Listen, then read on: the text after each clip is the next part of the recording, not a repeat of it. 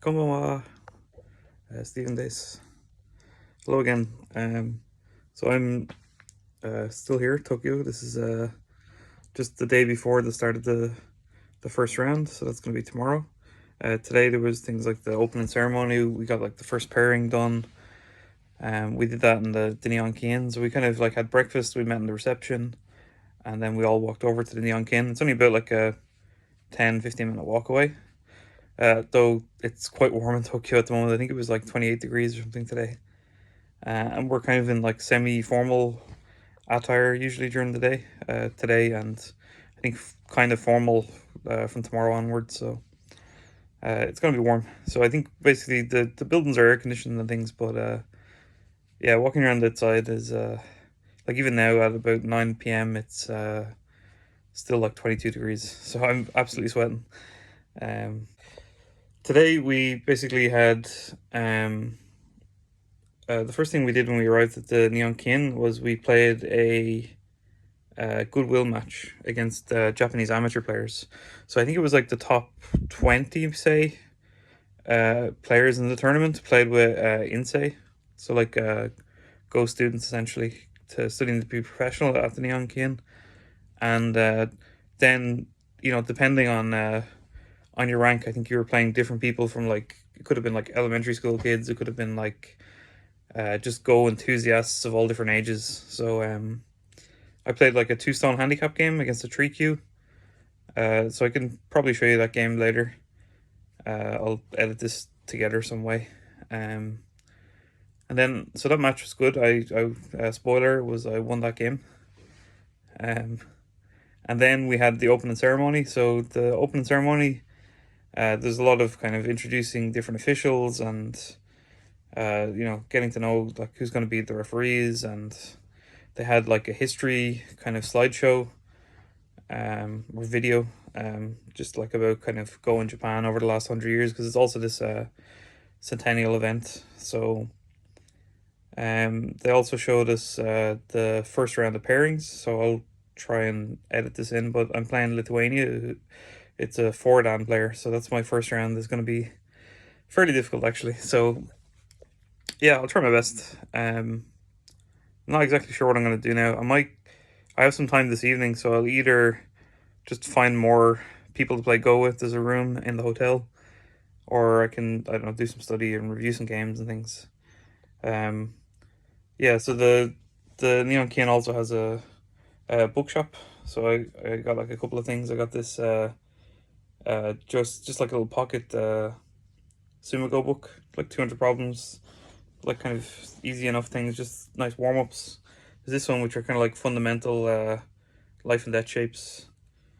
And then we got these I came across these like little Joseki deck of cards, which is kind of fun. So yeah, they have a bunch of them on the different playing cards. So yeah, I don't know, it's very tempting when you see like a wall of Go books to buy something. Yeah, so that was the opening ceremony. The bookshop's like right beside where the opening ceremony was, so if you stand around long enough, you're probably going to buy something. Yeah, it's very, very cool. The what else happened today? So after that, we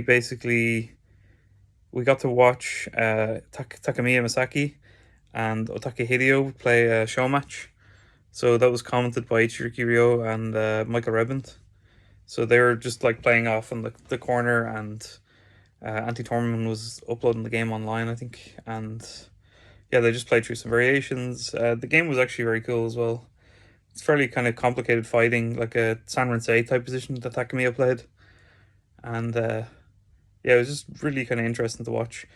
The ending was also kind of funny because it just seemed like Takamiya misread a net or something. That seemed to be what happened, and then he just resigned.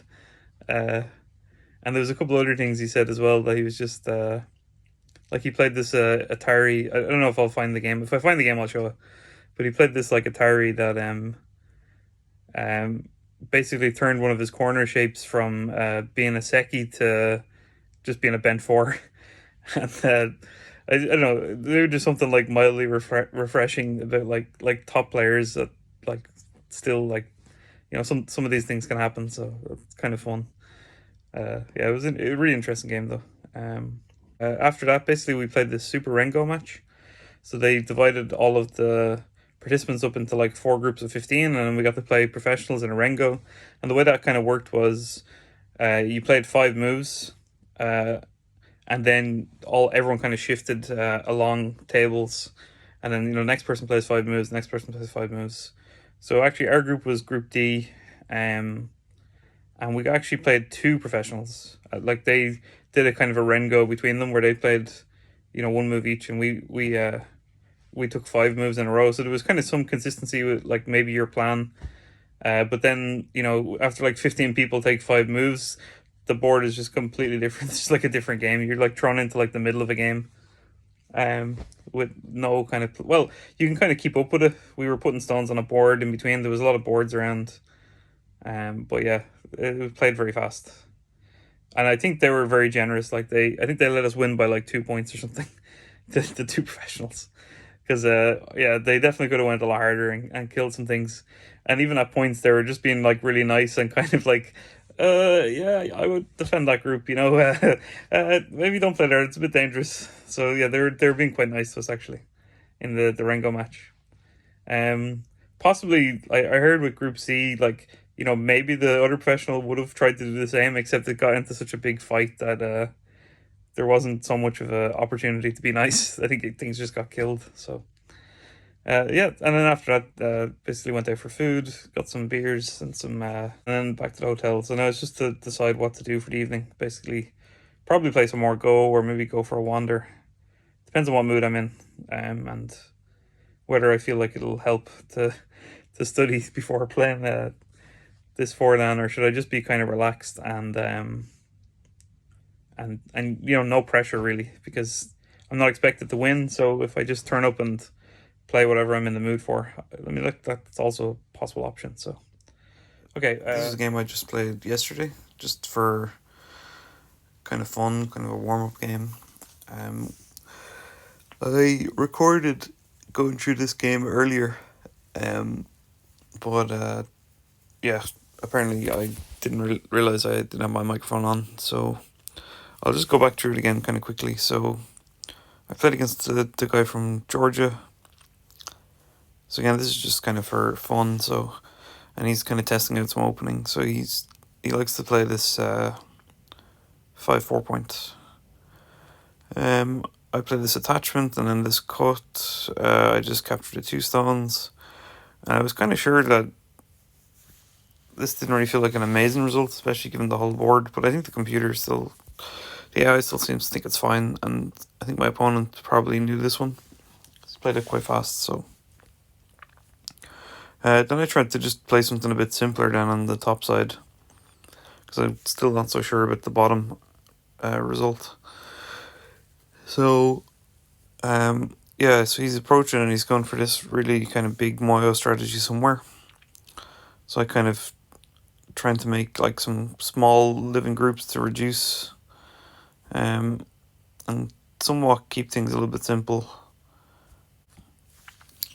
But yeah, given that maybe this pincer down is a little bit going in the opposite direction of keeping things simple. So I played this kick and jump, and then on black covers I tried this wedge, which is probably a bit too much, but I was just kind of curious to see how he was going to answer the cut.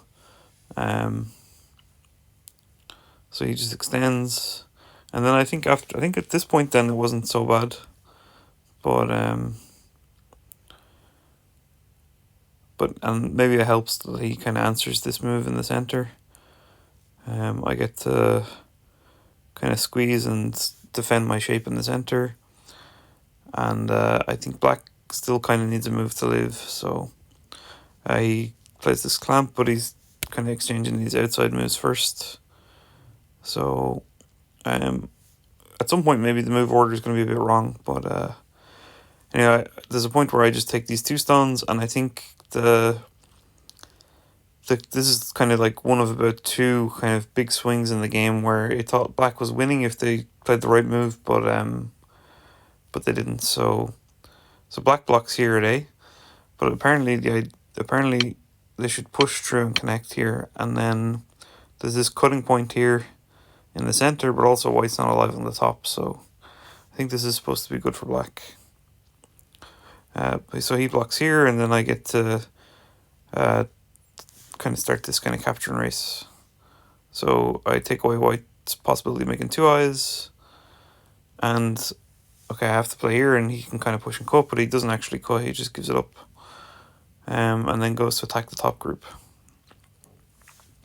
So, I'm somewhat happy with this result, but then, okay, I need to make sure I manage all of these groups, so he kind of tries to take away the eye shape here, and I hand it into the corner, he connects, and then I get to kind of settle my stones in the corner. So again, that's not so bad. And then he plays this clamp because he's trying to block the center, and I guess I kind of backed out of trying to push into the center. But maybe I should have actually, pushed in once and tried to manage, but yeah, I played this kind of sequence here, and then I kind of start to realize that, yeah, maybe that center is looking a bit too big and I should try and reduce it. So I came up with this idea. I don't know if it's the best idea, but basically this kind of tried to hane around the stones, maybe get some forcing moves against the left side, and just see how he answers, and then just pick where I'm going to play based on that. Either on try to do something on the lower side, because maybe I get a free move somewhere around M3 or so to try and make a base, or I went for this idea, so cut an Atari and push through and Tiger's Mouth, so just accept the peep. And then this attachment is actually very annoying for ruining the eye shape and keeping liberties low. So I tried pushing out this way and playing a kind of attachment to try and squeeze black shape a little bit, which kind of works, but this is the second point where there's an option for black, which is essentially where I think I got a bit lucky again. So I'll show you the game variation first. So black pushes in, white Ataris, and then cuts. And black tries to squeeze and push and Atari and cut. And both white groups now just have two liberties, but black is in Atari after this move. And so it's just slightly faster for white to capture all the stones. So I got a little bit lucky, and essentially the variation that probably should have happened is black should push through here without exchanging on the top side. So block, cut, I can try this Atari, but I'm basically one move behind the other variation. So black doesn't want to do this to short their own liberties. So yeah, I feel like I got a little bit lucky there again, but then black resigns. So I played against the Japanese player, a 3Q, and I gave 2 handicap stones. So that was today at this goodwill match. And again, at some point the move order is going to get a little bit wrong. After the game, I was starting to kind of write down, we reviewed a little bit, and then I started to kind of write down the moves, and then they started doing these interviews where they wanted to ask you about kind of what you thought about coming to Japan and how you think you'll do in the tournament and all these sorts of things. So whether they'll kind of pick that to show it somewhere either in the Neon Kin or in the NHK TV or something, I don't know. But it was really interesting. I saw a few people getting interviewed, so it was really interesting, really nice. Anyway, so I'm trying to, on the one hand, play somewhat fast, but on the other hand, play somewhat solid. This is a little bit slow, but then I just thought it's a bit too much to keep answering. I'm kind of 2 moves behind, so but given the option, I'm kind of taking some territory. And then here again, just jump into the corner. And then, okay, this is maybe kind of a big moyo, so I should try and do something. And I'm not sure that this is really the best way to go about it, given that I have to answer 32. And then there's this kind of jumping move to kind of surround. So I try anyway to do this crosscut, and then try to kind of lightly give up some stones and jump out. And here make a nice bamboo joint. And then, like I said, you don't have to save all these stones, but this one seems like a useful stone to just weaken the K14 stone to connect this cut.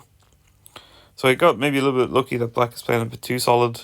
So they just took a stone, they answered this peep, they answered this to take territory, and then I could try and like net this single stone. And they play some kind of high moves. I got to push up and jump.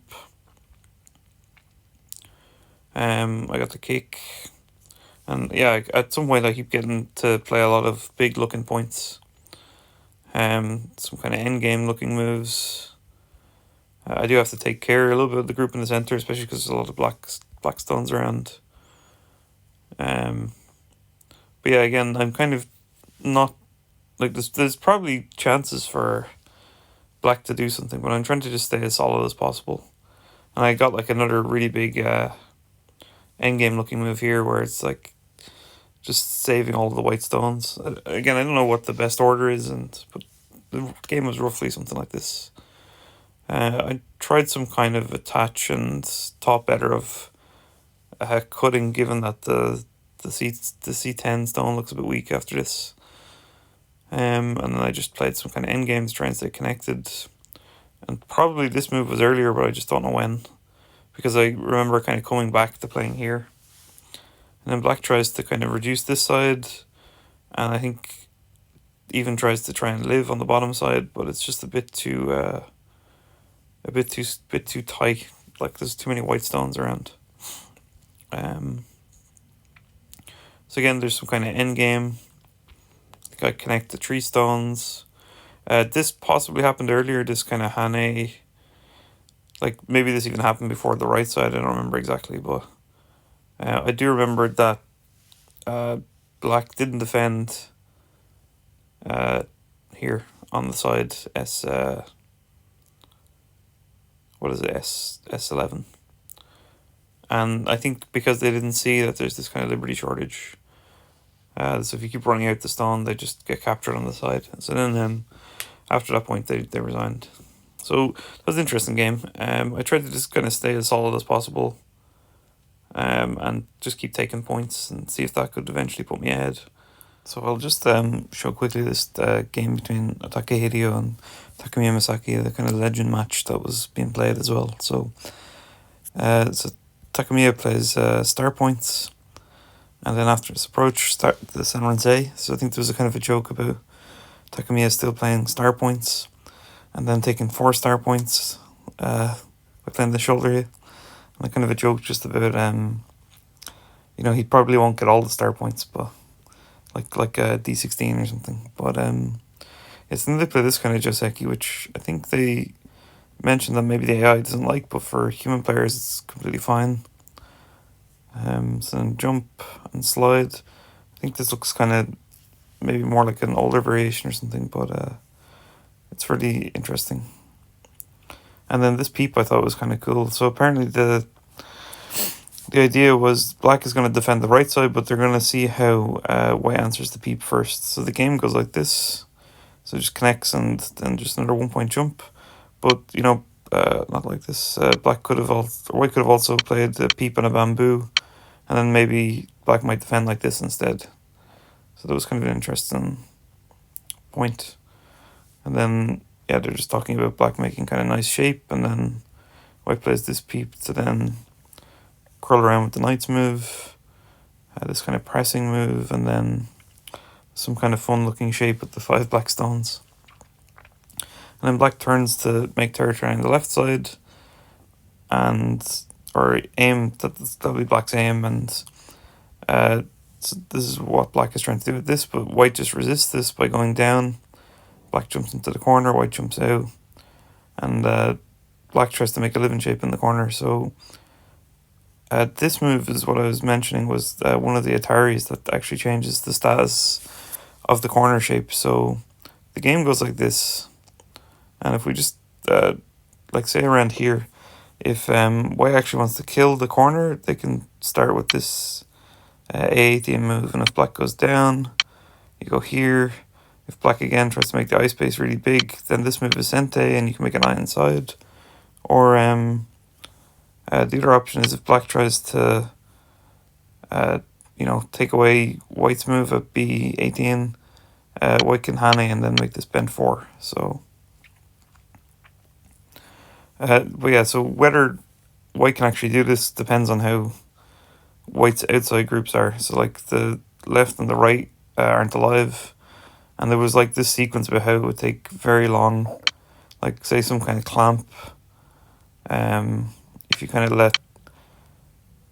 you let white out or something, it might take like a very, or like say here, this. I think this was the sequence. Like the idea was, it was like it's going to take a very long time to actually fill all of black's liberties, because you have to take one stone on the outside, win a ko, to then essentially start another ko with the bend 4. So even though it's like technically dead, there's a lot of it's going to take a long time to actually capture the black stones, especially if the outside isn't alive. So but yeah, so then if black didn't play the Atari, let's say, yeah, so not the Atari, so let's just say they went out or something, and I don't know, like we had a similar kind of shape in the corner, say. Now if this happens, and here, and go down, this move actually comes with an Atari all of a sudden. So yeah, you can't actually kill with the eye in the same way. So then you might play this one instead, but then this is also a Seki. So it's not a bend 4 anymore. So like that was just like an interesting comment that they had, where basically playing this Atari, given the same shape, it changes the status of the corner. So I thought that was kind of really interesting. So yeah, then there's this big kind of fight starting in the center, where white is kind of loosely trying to keep their stones connected, and black is trying to counterattack because the group in the corner isn't alive, and I think they don't want to just add a move to live. They want to, live in a more useful way, I suppose, or at least attack from the outside first. So then here maybe white's kind of close to alive, but the bottom side and the top side, there's still some kind of agi. So I think one thing they were talking about was that white actually has some ideas to maybe cut in the center at one point, and but black also has some agi to try and cut the stones. So apparently the idea would be you can do something like this, and then try to cut off the black stones or the white stones in the center. Yeah, so there's this kind of fight happening, and black is trying to weaken the white stones to take away the eye shape, and then maybe set up some kind of splitting attack. But then white is also trying to counterattack the black stones in the center. So yeah, here again, black is taking away white's base, and then there's this kind of clamp, and then this got very complicated, where black ends up looking like they're going to have like a very low number of liberties, and they're setting up this kind of cut here in the center. And then, okay, now there's some kind of a fight with the white stones and the black stones that look like they're surrounded. And then around this point, after this Atari, this is the cut that they mentioned was a net, and I think they just missed it. So Takamiya, I think, just overlooked it. So I guess the idea is that you can net the stones like this, and you run out of liberties if you try and escape.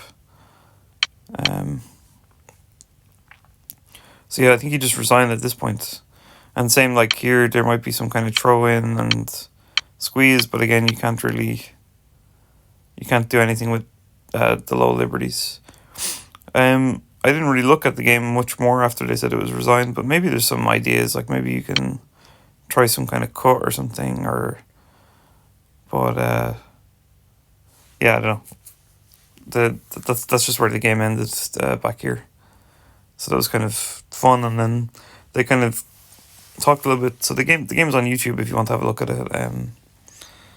But yeah, we didn't fully go back into analyze. I think Takamiya was going to talk about the game, but then we had to go on to the Rengo. So anyway, I thought that was just like really fun, really exciting game to watch. So I was really happy to see it. Okay.